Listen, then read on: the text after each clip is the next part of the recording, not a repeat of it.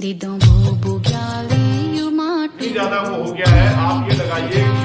हम ये मैं कहूँगा कि हमारी जीत का एक सकारात्मक आप संकेत दीजिए।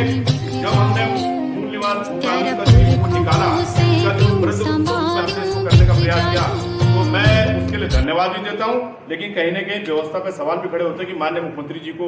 अस्थायी राजधानी देहरादून में रिकॉर्ड रूम छानने पड़े, उनको आना पड़ा, और रोज आप देख रहे हैं कि एक न एक केस इस तरह का आ रहा है। तो हम अभी वर्तमान मुख्यमंत्री से हम अपील करते हैं, युवा मुख्यमंत्री हैं, राज्य आंदोलनकारियों की भावना को समझते हैं, सैनिक परिवार से आते हैं, तो निश्चित रूप में 42 से ऊपर शहादत देकर इस राज्य की परिकल्पना की गई थी। तो वो हम ये कहना चाह रहे हैं कि जब तक आप सशक्त भू कानून नहीं बनाएंगे, इस कानून को बनाने से पहले निवेदन ये है कि 2018 में जो माननीय त्रिवेंद्र रावत जी ने एक बहुत बड़ी भूल करी, अपने आप भूल करी या भूल जबरन हुई, या हम नहीं कह सकते, लेकिन सर्वप्रथम माननीय मुख्यमंत्री उसको समाप्त करें 2018 के, और फॉर द टाइम बीइंग जब तक ये नया कानून बनता है तब तक वो पुराना जो चल रहा था 250 वर्ग मीटर वाला, उसको बहाल रखें जो जनरल खंडूरी के टाइम पे था। हम नरेंद्र तिवारी सरकार से लेकर और आज वर्तमान तक अपने उसके लिए लगातार संघर्ष करते रहेंगे। और इसमें जो आपने बात कही, मुझे खुशी है कि मेरे कई युवा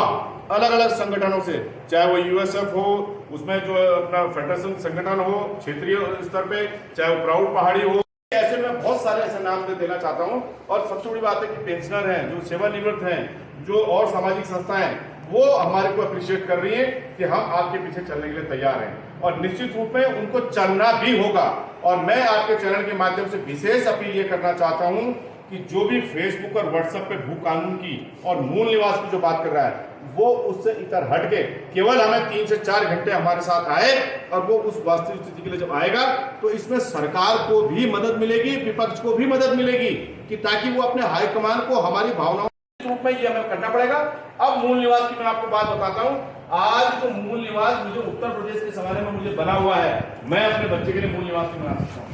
हमारे प्रदेश के साथ दोहरा चुनाव हो रहा है। आप हरियाणा में अगर आप देखेंगे, जो कृषि रूप से इतना समृद्ध राज्य है, जो उद्योग से इतना समृद्ध राज्य है, उसके बावजूद उन्होंने 75% मूल जो दे रखा है, अधिकार जो दे रखे हैं, वो अपने हरियाणा वासियों को दे रखे हैं, और निश्चित रूप में मैं उसका स्वागत करता हूँ। और क्या कारण है कि पूरे राष्ट्र के अंदर नीति बनी हुई है भू कानून मूल निवास को लेकर, और उत्तराखंड के अंदर ऐसा सौतेला व्यवहार क्यों हो रहा है? ऐसे कौन अधिकारी है जो सरकारों की किरकिरियां करवाते हैं, या कौन लोग हैं जो उन साधकों को जो है दरकिनार कराने का काम करते हैं? उग्रदी जी, सवाल ये भी है कि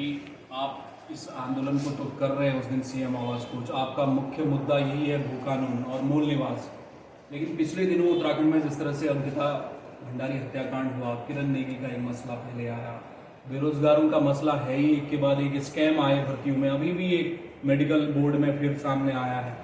ये जो अलग अलग सेक्टर में, चाहे वो युवा वर्ग हो, मैं अभी महिला मंच ने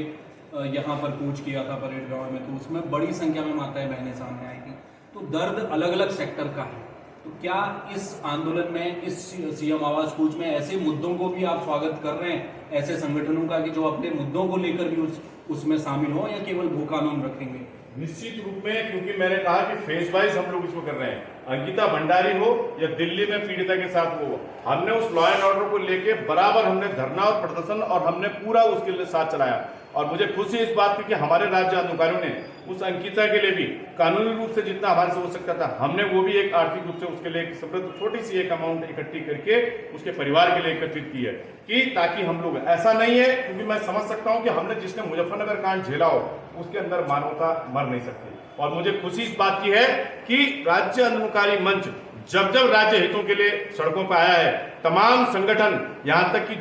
जो सामाजिक संगठन है, वो लोग भी हमारे साथ खड़े हुए हैं। और जो आप कह रहे हैं, हमने इसमें सीधे जो हमारी कॉलोनियां हैं, सोसाइटियां हैं, सामाजिक संगठन है, राजनीतिक दल को छोड़कर वो अपने अपने बैनर के साथ वहां आएंगे, वो दिखेंगे। हमने अपील की है, और लगातार जो मुझे लग रहा है, और आपके चल इसमें चौथे स्तंभ की इतनी बड़ी भूमिका है कि आप उस बात को समझ सकते हैं कि चौथे स्तंभ ने ही उत्तराखंड मूवमेंट को अगर स्थान दिया था, तो मजबूरन जो है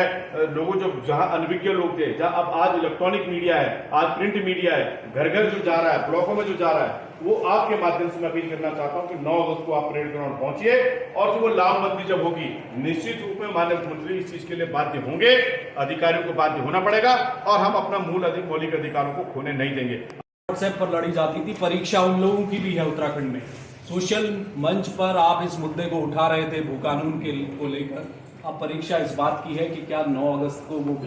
वो लोग यहाँ भी दिखाई देंगे, सड़क पर दिखाई देंगे, उसको लेकर तैयारी है। एक आह्वान किया है उत्तराखंड आंदोलनकारी मंच ने कि तमाम जो अलग अलग संगठन हैं वो अपने अपने बैनर को लेकर आए, क्योंकि हर समस्या की जड़ इस उत्तराखंड में, अगर आप एक भ्रष्टाचार को उठाकर देखेंगे तो उसमें भू कानून का ही दर्द सताता है हर किसी को। उसी की लड़ाई आगे बढ़ाने की कोशिश है। क्या नाम है, मयूर उपाध्याय के साथ हेमंत, जय भारत टीवी।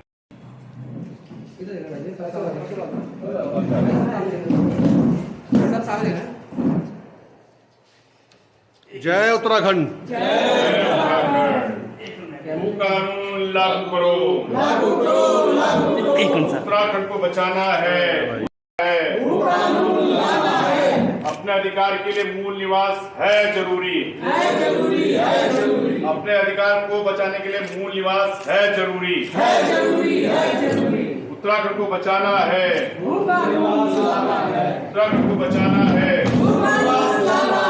आज आपके माध्यम से के अध्यक्ष भी मेरे साथ हैं, क्या कुछ कार्यक्रम रहने वाला है, उसका क्या रूट होगा और प्रशासन से किस लेवल में इनकी बातचीत हुई है, क्या परमिशन मिली है, कुछ टेक्निकल बातें हैं उनको भी जान लेते हैं। सर, परेड ग्राउंड आपने रखा है, कितने लोग उसमें जुटने वाले हैं, उसका रूट क्या रहने वाला है, सीएम आवास तक जाएंगे, कैसा वो प्रदर्शन होने वाला है? देखिए, उत्तराखंड राज्य आंदोलनकारी मंच, क्योंकि हम लोग राज्य निर्माण सेनानी हैं और हम इस राज्य को अपने खून पसीने से सीखा है, तो निश्चित तौर से हम कोई भी कार्यक्रम करते हैं वो शांतिपूर्ण ढंग से होता है। हम यहाँ राजत्व वाली स्थिति नहीं करते, ना किसी सरकार के खिलाफ हमारे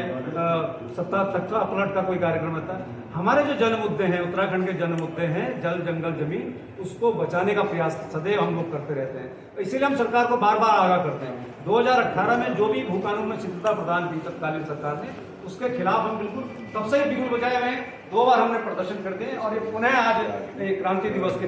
9 अगस्त को हम लोग परेड ग्राउंड से मुख्यमंत्री आवास तक शांतिपूर्ण प्रदर्शन करेंगे, जिसमें हमारे तमाम प्रदेश के पूरे विभिन्न जिलों से, हमारे क्योंकि बारिश का भी समय है, लेकिन फिर भी हजारों की तादाद में हमारे लोग हमारे इस प्रदर्शन में हमारे साथ देने के लिए आएंगे, क्योंकि वो उनकी मूल भावना है इस प्रदेश में सशक्त भू कानून और मूल निवास 1950 लागू हो, जिससे हमारे बेरोजगार युवाओं को रोजगार मिल सके। और हम तो अब बेरोजगार युवाओं को रोजगार की बात कर रहे हैं। अब तो रोजगार छोड़िए, अब तो आने वाले समय में अगर मूल निवास की व्यवस्था नहीं लागू करी जाएगी तो आने वाले समय में कॉलेजों में हमारे बच्चों को एडमिशन नहीं मिलेंगे, ऐसी स्थिति आने वाली है। तो निश्चित तौर से ये दुखदायी है, इसी के लिए हम लोग एक प्रदर्शन कर रहे हैं, मार्च कर रहे हैं।